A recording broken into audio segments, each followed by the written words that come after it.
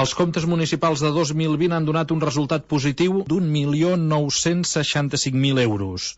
Amb aquest superàvit, l'Ajuntament té, amb data 31 de desembre, un romanent líquid positiu de poc més de 6.800.000 euros i un deute viu d'1.084.000 euros, amb un rati d'endeutament viu del 5,42%. Unes xifres de les quals se'n va donar compte al ple de dilluns.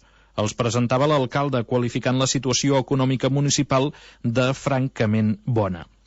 Des de l'oposició, però, no es pensa el mateix.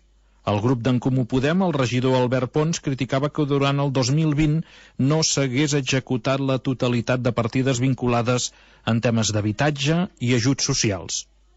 Albert Pons. Doncs veiem que a les partides relacionades amb l'habitatge hi ha hagut una execució del 58% només. És veritat que amb el decret de l'ANMA els desnonaments es van aturar, que es van facilitar fer moratòries d'hipoteques, es van treure ajuts per lloguers, etc. Però tot i així, jo em penso que la dificultat a l'escala per a l'accés a l'habitatge o el manteniment d'aquest requereix més d'una execució d'un 58% d'aquestes partides. Si mirem també les partides relacionades amb l'assistència social primària, l'execució ha estat només un 53%. I precisament aquestes dues partides que jo he destacat, que formaven part del pla de xoc, que és foment per l'ocupació, doncs l'execució ha estat només un 8,68%. I és que quan anem al detall de l'execució d'aquestes partides, veiem que hem estat molt lluny de gastar-nos o d'invertir en les persones aturades o necessitades aquí a l'escala dels 70.000 euros a 60.000 euros. En una línia semblant s'expressava el regidor de Gent de l'Escala, Carles Carlà, en aquest cas, lamentant que no s'hagués dedicat més recursos a les persones en un any tan marcat per la pandèmia. Ostres, quina pena, no? L'Ajuntament de l'Escala crec que és l'any que més superàvit ha tingut dels últims anys. Llavors, sempre hem pensat que l'administració dels ajuntaments és aquella administració que és més propera a les persones i que ens dona la sensació que entenen els nostres problemes. I resulta que aquest any de pandèmia, que tothom s'ha hagut d'apretar el cinturón, tothom ha hagut d'intentar fer mans i mànigues per arribar als que no cobraven els ERTOs, les empreses tancades, i resulta que l'Ajuntament és l'any que més superàvit té. I quan jo penso, i des del partit pensem, ostres, no tindria que haver sigut l'any en què més haguéssim invertit i gastat amb les persones, i resulta que la partida de 115.000 euros, que és la que havien d'ajudar els empresaris, un any després no està distribuïda.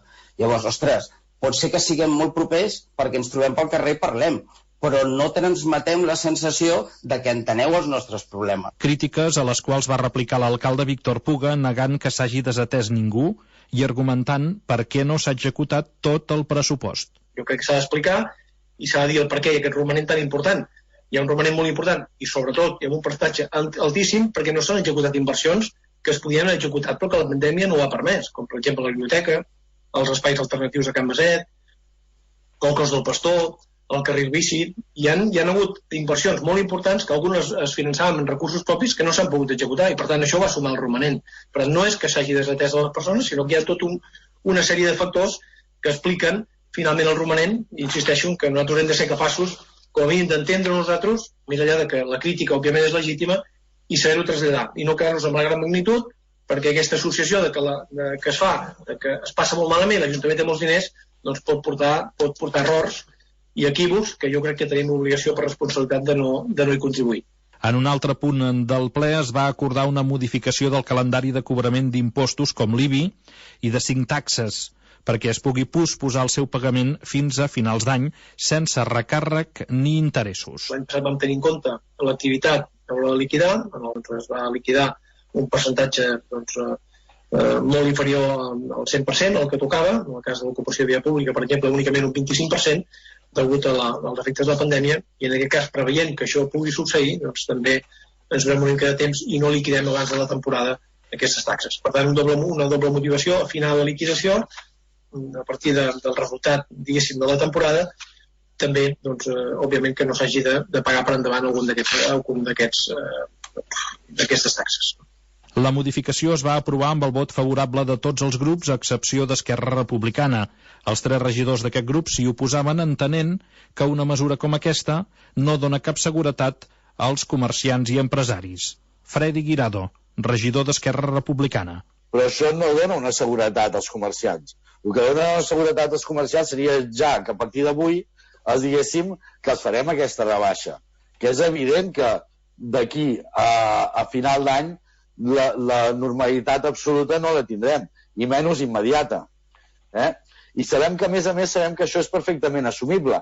I sabem que és assumible perquè ara fa un moment acaben de donar compte de la liquidació del pressupost del 2020, en què, tot i que la rebaixa d'ocupació de via pública no hi estava inclosa, es va fer, i tot i així ens hem acostat als 2 milions de superàvit, i en tenim pràcticament 7 de romanent. Amb aquests números creiem que l'Ajuntament es pot permetre perfectament deixar ingressar aquests diners un any més. La proposta no va ser atesa pel govern, entenent que el que es havia portat a ple és prou coherent i ajustat a la realitat.